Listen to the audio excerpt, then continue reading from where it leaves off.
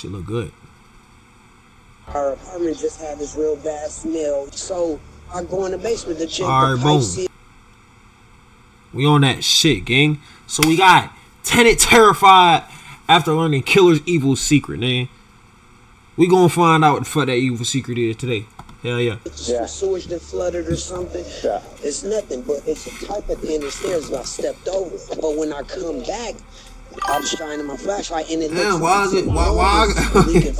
This is Mario Nelson, nigga green as fuck. terrified after stumbling upon a horrifying secret in his landlord's basement. The officers questioning him had no idea just how gruesome the discovery truly was until they themselves stepped foot into the dark basement. You have some skin there, so let's step it right back out. What they were about to uncover would make even seasoned officers question their grip on reality. I unzipped the bag, and we then discovered the body of a woman with the arms and legs and head missing. Who are we dealing with here? You know, what kind of animal does this to a person? Mario did it. It's crazy. On December 2nd, 2018, in downtown Grand Rapids, Michigan, Mario Nelson finally noticed the foul smell his girlfriend had been complaining about for the past 2 days. However, he wasn't alarmed at first, assuming it was just dead mice in the walls. But everything changed when he headed down to the basement to fetch his cat. To his horror, he stumbled upon a large black tarp with blood seeping out of it. I wait, like, oh, this can't be, you know what I'm saying? Like, this is not real, this is not happening. The scene was no less disturbing for the officers investigating the crime scene. Although they could confirm that the torso belonged to a female, the absence of legs, arms, or a head made it nearly impossible to identify the victim or determine how she'd ended up in such a condition. That was until Mario revealed a shocking detail. The house in which the body was found belonged to 30-year-old Jared Chance. The officers proceeded with extreme caution as soon as they heard the name. It was the same name as the person last seen with Ashley Young, a 31-year-old woman who disappeared on the night of November 28, 2018. Wanting to dig deeper, they questioned Mario about Jared, Ashley, and anything he might know about their connection.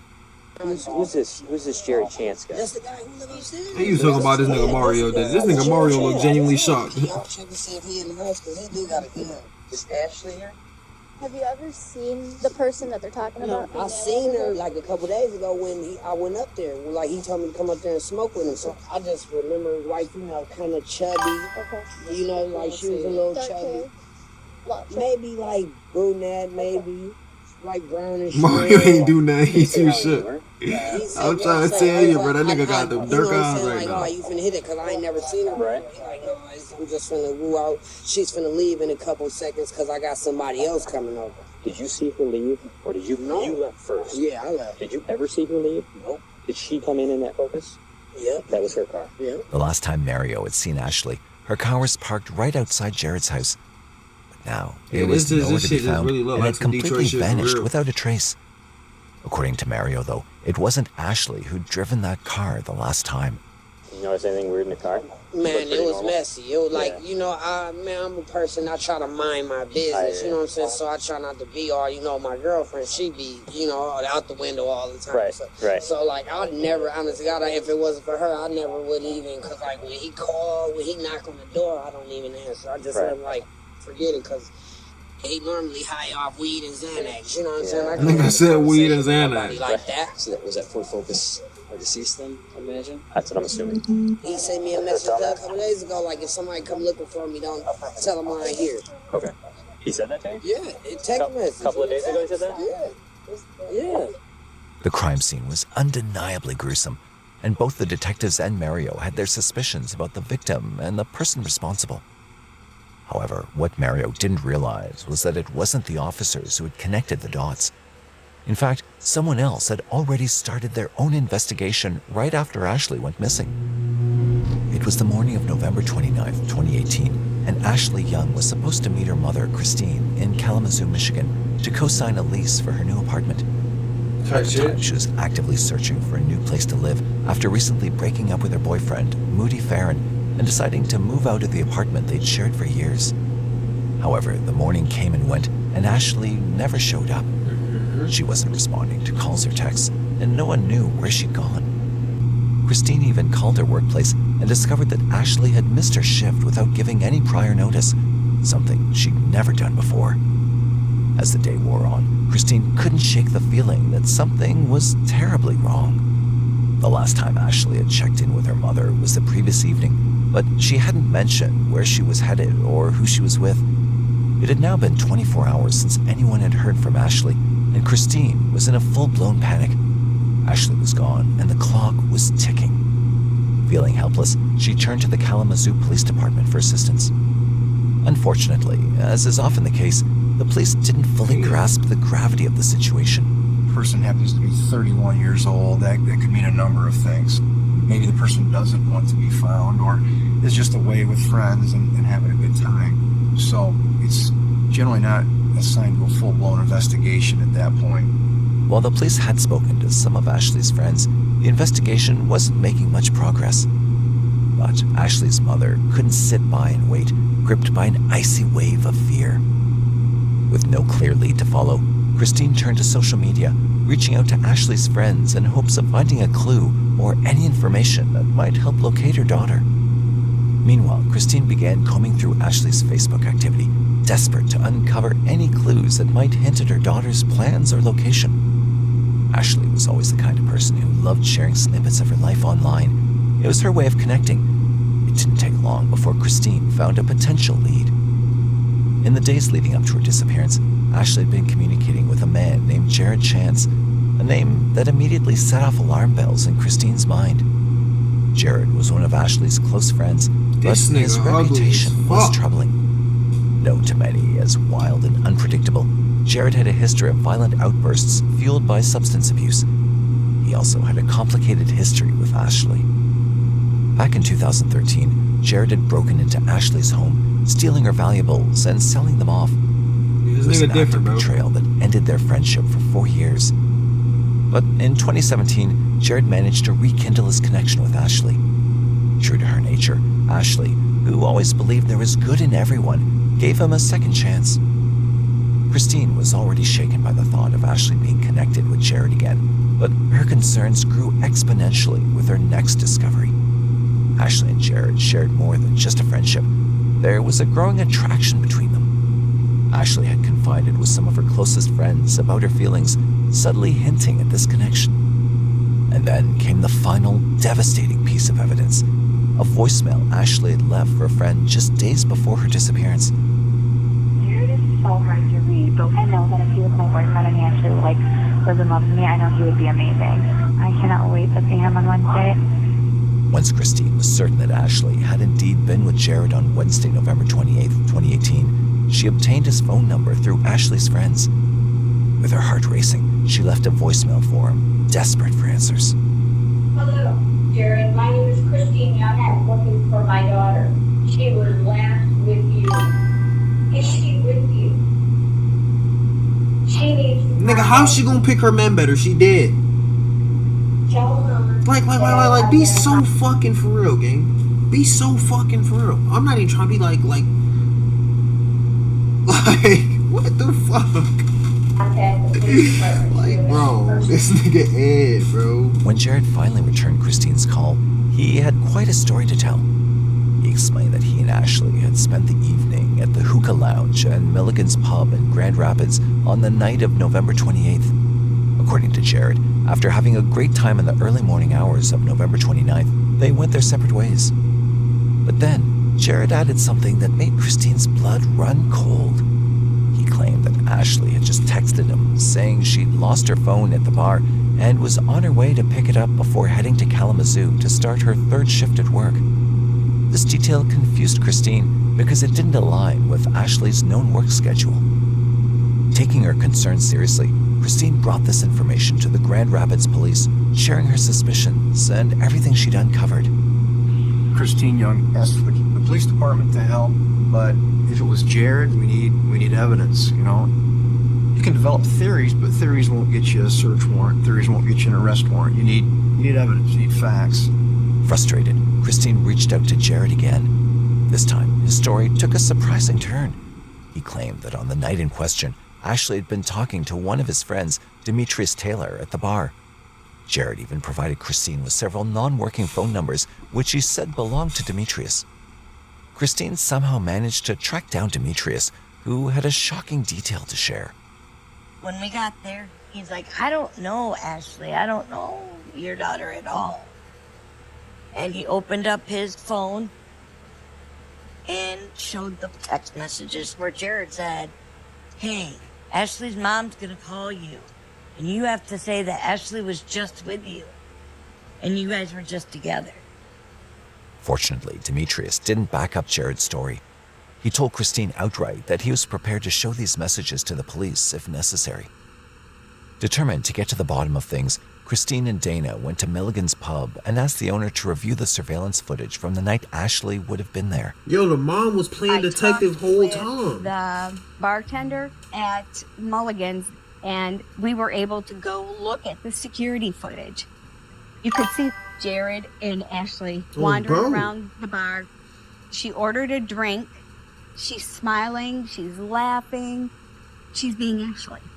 I wanted to pull her off the screen and take her home. The surveillance footage from Milligan's pub showed Ashley acting completely normal, but it didn't capture her leaving the bar. Desperate for answers, Ashley's loved ones turned to social media. They began posting pictures of Ashley and Jared, pleading for any information from the public. This effort brought attention to the case, but no one could have anticipated what would happen next. On the morning of December 2nd, 2018, Jared Chance appeared at the Grand Rapids Police Department, accompanied by his father, James Chance. James demanded to speak with a few detectives, prompting the desk lieutenant to come out to the front window to ask about the situation. James explained that his son, Jared, had been harassed on Facebook by members of Ashley Young's family, as he was the last person to see her. He also claimed to have information about the case, but insisted on having an attorney present before speaking further. The lieutenant informed James that no attorney was currently at the station and that Jared would need to bring his own legal representation if he wished to proceed. At this, Jared became visibly upset and warned the detectives that they were making a big mistake. However, how big of a mistake that it would turn out to be, the Grand Rapids police would only realize a few hours later when they made the horrific discovery at Jared's house. It was shortly after noon when Mario's anxious 911 call came through. 911 emergency. I've been having a real bad smell lately. I just went in the basement, opened the basement door, and there's a turd and what looks like it could be blood leaking from it. And I want the police to come here ASAP right now and look at it. This While nigga called the fucking fucking ghetto crime as scene, hell. Ashley's mother and stepmother decided to take matters into their own hands and confront Jared face to face at his home. When they arrived, he was secured with crime scene tape and swarming with police officers in their cars, carrying the foreboding omen of death. We pulled up. I thought there was an accident. They found a body at his house, and it's a female, saying, please tell me that's not her. It's not Ashley. It can't be Ashley. Although Christine could feel her worst fears coming to life, she clung to the slim hope that it might not be Ashley, as the victim's identity had yet to be confirmed. The detectives shared her concern, but an even greater worry loomed. Had they waited too long, allowing Jared to slip through their fingers? With caution and apprehension, and armed with a search warrant, detectives made their way to the second story of the house, uncertain of what they'd find on the other side of the door.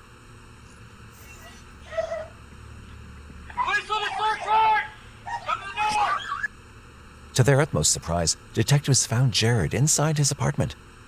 Throughout the entire ordeal, he had simply been sleeping. As Jared was secured in the police van and transported to the station, the detectives turned their attention to searching his apartment. Little did they know, they were about to make even more chilling discoveries. When I entered the second level apartment, there was a large brown stain on the kitchen floor. I looked in the bathroom and noted there wasn't a shower curtain in the bathtub. I remember looking at one of the floor vents and I pulled the grate off, and then I saw cartridges, small caliber. A lot of different areas that we found tested positive for blood. Detectives also discovered that the shell casings were from a .22 caliber pistol, the same type that Jared owned, though it was now missing from the home. But the most unnerving discovery was yet to come. As they made their way to the stairwell, they noticed a cardboard box. Inside the box, wrapped in black garbage bags, they found 2 legs with no feet and 2 arms with no hands. What the fuck? They also found women's clothing, a hoodie, and a pair of boots with blood on them. Wait. This nigga chopped her up and disposed of her through his house?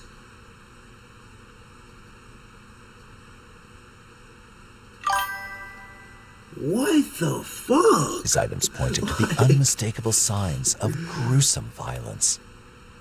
Yet nobody knew exactly what had happened. But the one person who could explain it all was now in their grasp. Jared was taken into custody. He was brought down to the police department to an interview room. You need to just for a sec? We'll get your cuffs off, okay? Want me to take them off, the cuffs? Yeah, you gonna be decent with us? That boy gotta be off acid or Initially, some more Jared shit. was somewhat talkative. After exchanging a few words of small talk, detectives asked Jared why he'd come to the police station earlier that day. We appreciate the fact that you came in earlier, and I'm sorry you got turned away. Yeah, no, I just came in just because I read on Facebook that the last person. Mario said we was yeah, but Zan don't make you do that, gang. I done took Zan before. That shit crazy. But I just told me, recommended me to just ask for the advice of attorney, and because I don't really know what the hell's going on, so I don't want to like sit here and talk about shit that may incriminate me or whatever, any kind of like, 'cause I don't know what's going on. So I just don't want to say nothing right now. To the disappointment of the detectives, the interrogation lasted only a few minutes as Jared immediately exercised his right to counsel. Sadly, this left the truth about what happened to Ashley. Adding to the list of bad news, the coroner couldn't determine the exact cause of death without the head. However, the DNA test left no room for doubt. The poor victim was indeed Ashley. Yo, he's different. Continuing their search for answers, the detectives made their first stop at Mulligan's pub How to did review you the like? surveillance How did you footage even from the night chop of this girl Ashley's up like disappearance. that? Like, how do you sit here and chop a Unfortunately, human they up discovered like that the business had already deleted the video. Undeterred, the detectives expanded their search to surveillance footage from nearby businesses, and soon they came across a clip from one of these establishments showing brief but clear glimpses of both Ashley and Jared together. November 29th, and it's approximately 1:30 in the morning. It shows Jared walking in front of the business. There he goes right now, just kind of strolling along. And then, a few seconds later, that's Ashley there. And once again, we see Jared walk into screen, and then eventually Ashley joins him. We know clearly from the video that Ashley is still alive on the early morning hours of the 29th. Though this video didn't provide new evidence, it was crucial in establishing the timeline, confirming that Ashley was still alive at that point. From the outside, they appeared to be an ordinary couple. Ashley most likely had no idea of the dreadful fate that awaited her that night. To gather more evidence, detectives began examining Jared's credit card information to retrace his movements. They discovered that between November 29th and December 1st, Jared had visited a local convenience store called Miss Tracy's Party Store, located near his apartment. Video surveillance from inside the store showed Jared making several purchases, including ammonia, alcohol, and trash bags. However, it became even more disturbing when an external surveillance camera from the store captured Jared dumping something into a nearby garbage bin. When police searched the bin, they discovered more evidence: latex gloves, Ashley's person ID, and Jared's blood-soaked pants. The picture was becoming clearer and clearer now. So when you start looking at what he's buying at Miss Tracy's, and then you look at his apartment, it becomes pretty evident that Ashley was murdered in the kitchen and then ultimately dragged 10-15 feet and put into the bathtub, and that's where he did the grisly job of dismembering her. Hoping that Jared's cell phone data would help construct a clearer picture of his movements around the time of Ashley's murder, detectives looked into the same. The findings revealed a startling detail. Jared's phone had traveled to Holland, Michigan, about 30 miles southwest of Grand Rapids, where his parents, James and Barbara Chance, lived. We were with Jared on the same day that we made the discovery of the body. The fact that Jared wasn't talking to us, we hoped maybe the parents would lead us, to some of the answers that we were looking for. And so we go and take a trip to Holland. James Chance, Jared's father, answered the door. I explained to him that we had a search warrant, that this was non-negotiable, that his house was going to be searched. On December 4th, 2018, detectives traveled to Holland with a search warrant, unaware that an appalling truth awaited them. When officers arrived at the doorstep of the Chance family home, James answered the door. However, detectives were unprepared for the offhand comment he would make moments later. I spent the next several hours with the Chance family while our detectives and other officers and forensic techs processed and searched their house. His father was a retired police officer, and he made a comment about, I'm glad I'm not investigating this case, that this is a tough case. And I started thinking, how do you know it's a tough case? What do you know about this? Jared's parents stayed quiet, refusing to say anything without a lawyer present, but the state of their house spoke for itself. There was tissue observed on the blade. In the Honda CR-V, which was in the garage, we found a small trace of blood. They also located a bloody shower curtain that also was connected to Jared's apartment in Grand Rapids. Given the overwhelming evidence, detectives brought both James and Barbara to the Grand Rapids police station, convinced that Jared's parents might have helped him cover up the crime. They split the two up, placing each in a separate room, hoping that at least one of them would open up about what they knew or how they were involved. When Barbara's interrogation began, she appeared visibly shaken, in shock, and clearly worried about what would happen next. I'm scared. I just don't know what to do. I want to be cooperative because I don't feel like I perjured myself. That's what I'm saying. I want to know where the head at, bro. Where did this fucking wicked ass nigga put the head, that bro? When Jared came to their house, he was crying and told them there had been an accident. Can you tell me what he told you? He said there was an accident. They had been drinking and they were playing with the gun and she got shot in the face. Dude. Who was holding the gun when it just went off? She was. That's what he told you? Yeah. I said, did you kill her? He said, no, Mom, I would never kill anybody. I would never kill anybody. She was my friend. In another room, James was telling the same story. Both James and Barbara explained that Jared himself had dismembered Ashley's body, moved some of the evidence to his parents' house, disposed of some of the evidence, and dumped some of the body parts. However, when they were asked about the location, they had different things to say. But I didn't know the details, how much. He told me about the hands and feet, and I didn't know about other parts. So he told you the hands and the feet? You didn't know about the head, you say? And then he told me about the head. You didn't shoot yourself, didn't you? I don't know. I really don't know that. I don't know about what he told me. He told you more. I know he did. I know he told you more. And I know you're trying to be a dad, you're trying to protect... No, it's not about being a dad, Dan.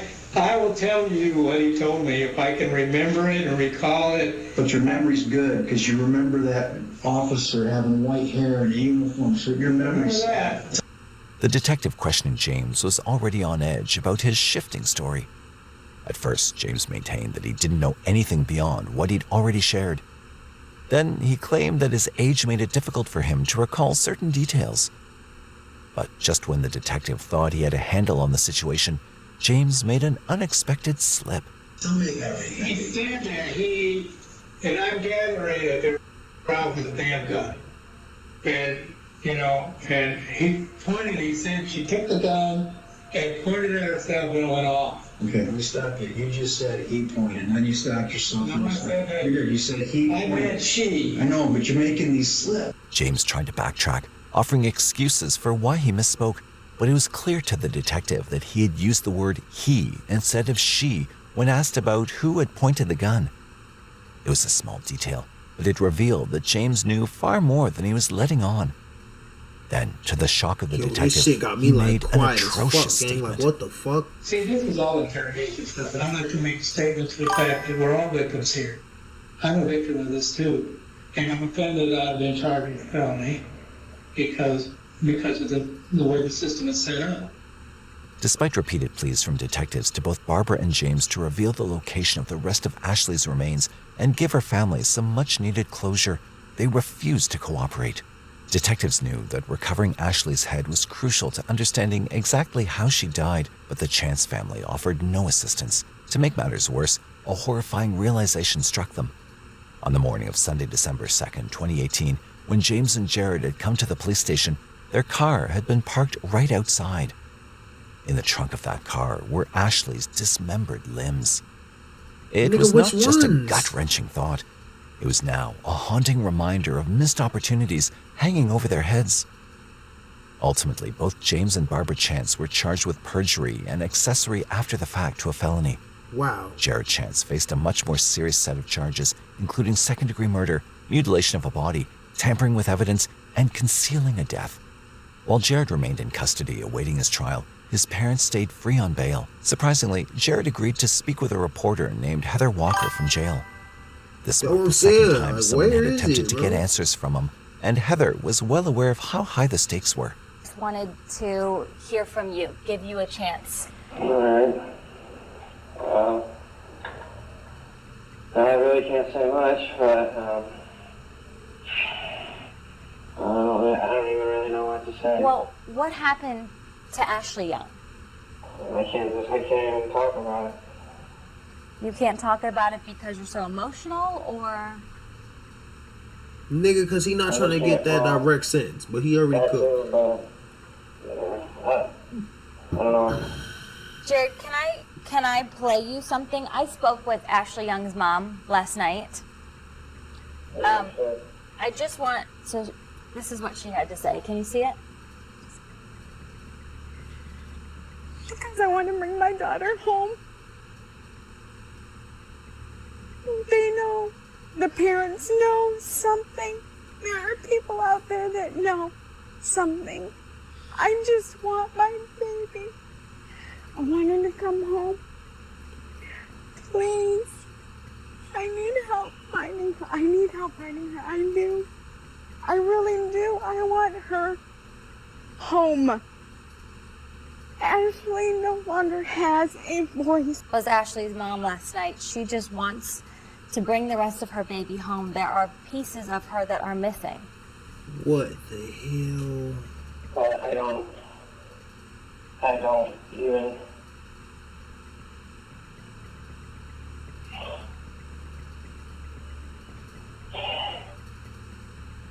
I don't know what to do here. Although it seemed like Jared was hesitating for a moment, as if he might reveal some details, he ultimately refused and ended the call. He kept saying, I don't know what to say. I just don't know. Well, you know what? I think he didn't know what to say because his daddy wasn't there telling him what to say. Jared Chance's trial began on September 9th, 2019.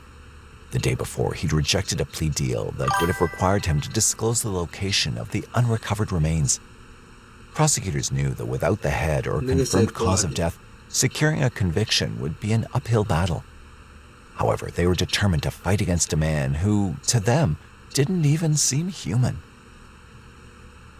But then to cut through their flesh, cut through their spine to remove their head, to take off the lower legs and the ankles, to take off the feet. These are actions that no normal, sane human does. Everyone wants justice for Ashley. Problem is that some people want vengeance, and vengeance makes people act hasty and not use reason. Jared's defense maintained that he'd not committed murder. Instead, he claimed it was an accident and the result of a series of poor decisions. However, the prosecution presented a stronger argument. Okay, so, alright, let's say he didn't commit murder, right? Let's say he didn't commit murder. Let's say she actually did shoot herself. What the fuck was the reason for chopping her up?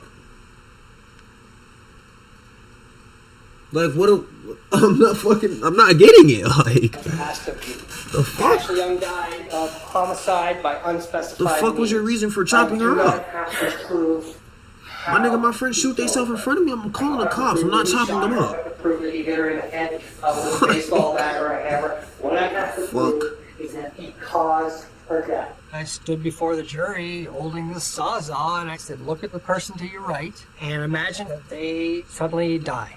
if you had nothing to do with their death, would you take this and saw their head off? Bro, see, that's what I just said that. That's what I'm saying. Like, what? If you had nothing to do with it, why would you do that? It was no reason to chop her up. Like, I don't. The fuck? Would you take this and saw their arms off? Holy stutter of hell! Legs, you know what? and their hands. Off my dick. feet. And then would you proceed to get rid of all of this evidence if you had nothing at all to do with her death? And nobody would. The statements were powerful, but the prosecution had 2 more tricks up their sleeve that sent a chill through everyone in the courtroom. These were 2 testimonies, one from Jared's own brother, Conrad Chance, and the other from Mario Nelson, the man who had the misfortune of making a horrifying discovery in his landlord's basement. Although Conrad was hesitant to implicate his brother, his eventual admission detailed a disturbing incident that had occurred just days before Ashley's murder. When your brother and Ashley came home, the 2 of you were smoking weeds, your brother picked the gun out. Yeah. And Ashley's with you when the gun comes out? Oh, yeah. What your brother do with the gun? He pointed it at me and... You're making a motion like you're pulling a trigger. Yeah. Yeah. When he pointed the gun at you and he pulled the trigger. Is that correct? Yeah. Did you see him check that gun, see if it was loaded before he pointed it at you? No. Next, it was Mario's turn to take the stand. The He fuck? testified that just a few days prior to Ashley's murder, he'd seen Jared with a gun. Mario recalled that during their conversation, Jared had made a chilling claim, stating that he could get away with murder if he ever needed to. Conversation you had with the defendants that involved him talking about killing someone? Yeah. He told me that I used to be in the Irish mob. That he knows if he ever got into a situation that he knows how to clean up blood and things like that. It was never clear why Jared did what he did, but the jury took only 3 hours to convict him on all charges. On October 10th, 2019, calling him a monster, the judge sentenced him to the maximum penalty. Hell yeah, get that nigga the fuck out of here. A monster Pack him up. without any Pack conscience him up. whatsoever, and you are someone who is a danger to society and should never be allowed free. G. Accordingly, it is the sentence of this court with regards to the second-degree Nigga, murder I don't that think you we're be gonna find committed that to the head. Michigan Department of Corrections to serve a minimum of 100 years to a maximum of 200 years. Yeah, get him the fuck out of here. I am Pack purposely him up. doing this so that you will not be eligible for parole until you are at least 130 years old. When Christine was given the opportunity to address Jared in court, she didn't hold back. I cried 7 days a week. At 18, I was told I would never have children by a doctor. I thank God he gave me the gift of Ashley, even though it was for a very short period of time. God gave me that gift. You have no right to take her from me. Damn. This is what's left of my daughter. If I want a hug, I have to hug her box and close my eyes and pretend that she is hugging me back. Jared, she is hugging me. I want to rip you limb from limb He taking out like a good boy. and discard Okay. you like trash. What the fuck, bro? You do not deserve to breathe. Unfortunately, Jared's parents didn't face the same level of harsh punishment as their son. Barbara pleaded guilty and was sentenced to 45 days in jail, although she ultimately served only 29 days. James, on the other hand, chose to go to trial. While he was cleared of perjury, he was convicted of being an accessory after the fact and received a sentence of 30 days in prison, along with 1 year of probation. Dumbass, you should just Ended plead up guilty. serving only 14 days.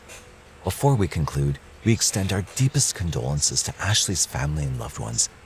It's impossible to comprehend how someone could betray a friend in such a horrific way and rob Bro, her family where's of the the peace head? of laying her to rest with dignity. Lock his ass up. To Whoa, Christine, bro. who lost her only child, the pain of this loss may never fully heal. However, Ashley will always live on in her heart, a constant reminder of the love they shared. What are your thoughts on this case? What do you think could have driven Jared to commit such a horrific crime? We'd love to hear your opinions in the comments below. If you have any cases you'd like us to cover, feel free to leave your suggestions. Don't forget to like, share, and subscribe to Mysterious 7 for more captivating true crime stories like this one. Did the head go? Until next.